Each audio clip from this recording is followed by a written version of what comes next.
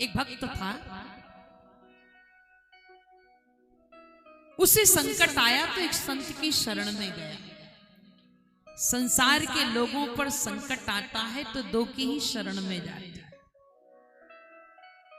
या तो किसी संत की शरण में जाएंगे या भगवंत की शरण। संकट आए तो दो की ही याद आती है, या तो किसी महात्मा की याद आती है या फिर परमात्मा की याद आती है। संकट जीवन में आए तो दो की ही याद आती है, या तो गुरु की याद आती है या मेरे गोविंद की याद आती है। दो के अलावा तीसरी की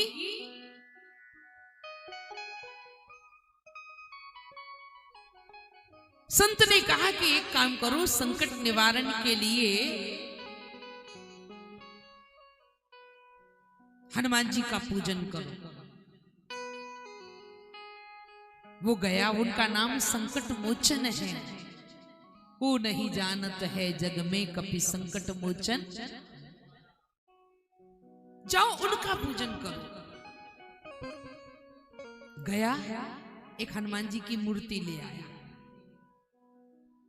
मूर्ति को मंदिर में बिठाया, अगरबत्ती लगाए, माला पहनाए, भोग लगाए।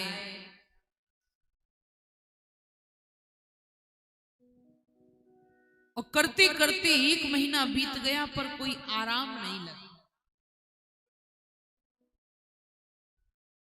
इसने कहा ये भगवान कोई काम के नहीं है। दूसरे दरबार गया, ये दरबार दरबार भटकने से फायदा नहीं है। एक साधे सब सधे और सब साधे सब एक। जैसे स्त्री का पति एक होता है, पुरुष का पिता एक होता है, वैसे ही भक्त का भगवान भी। हम ये नहीं कहते, हमारे यहां तो एक भगवान की सेवा नहीं है, हमारे यहां तो 33 कोटि देवी देवता हैं।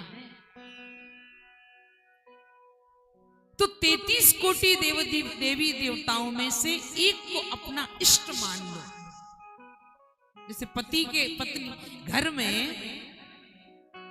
पति के अलावा घर में ससुर भी होते हैं, देवर भी होते हैं, जेठ भी होते हैं। तो क्या पत्नी केवल पति को ही रोटी बना के खिलाती है? ससुर की भी सेवा करती है, जेठ की भी करती है, देवर की भी करती है, सेवा सबकी करती है, श्रद्धा सब पर रखती है, पर निष्ठा उसकी उसके पति पर होती है। जैसे हम घर के समस्त सदस्यों में श्रद्धा रखते हैं और पति में निष्ठा रखते हैं, वैसे ही समस्त देवताओं में हमारी श्रद्धा भी होनी चाहिए, पर इष्ट में हमारी निष्ठा होनी चाहिए। जैसे पुरुष के चाचा होते हैं, ताऊ होते हैं, मामा मौसा सब होते हैं, पर पिता एक होता है। बहुत सारे हो रिश्तेदार, और पिता एक। अन्य देवताओं में उसकी श्रद्धा होती है, पर पिता में उसकी, अन्य परिवार के सदस्यों में उसकी श्रद्धा होती है, पर पिता में उसकी निष्ठा। इसी तरह से हमें भगवान में निष्ठा होना चाहिए कि भगवान हमारे हैं। दूसरी जगह पहुंच गया, दूसरे महात्मा ने कहा एक काम करो, मेरी मानो तो दुर्गा जी की सेवा शुरू कर दो, वो तुम्हारा कष्ट दूर करेंगी। मंदिर गया, बाजार गया, दूसरे दिन दुर्गा जी की मूर्ति खरीद के ले आया। जय अम्बे गौरी, रोज आरती करे, मैया जय अम्बे, रोज आरती करे, दीपक लगाए, अगरबत्ती दिखाए, फूल चढ़ाए।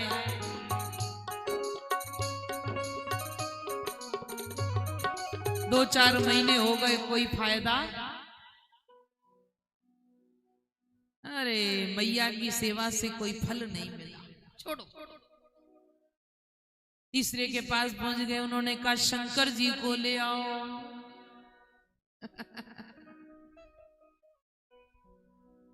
शंकर जी की सेवा शुरू कर दो। 2-4 महीने शंकर जी की सेवा करी पर आराम। फिर गए दूसरे महात्मा के पास, उन्होंने कहा भैया संसार में केवल हारे का एक ही सहारा, बाबा श्याम की सेवा करो। बोल हारे के सहारे की, बोल श्याम प्यारे की, बोल खाटू नरेश की जय जय।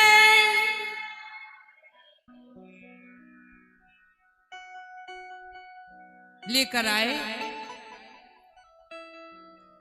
आरती करने लगे, भोग लगाने लगे। एक दिन भक्त ने देखा, क्योंकि जो भगवान रिजेक्ट होते जा रहे थे वो ऊपर रखता जा रहा था, सिलेक्ट भगवान नीचे। वो अगरबत्ती लगाकर आरती करके उसने अगरबत्ती लगाई,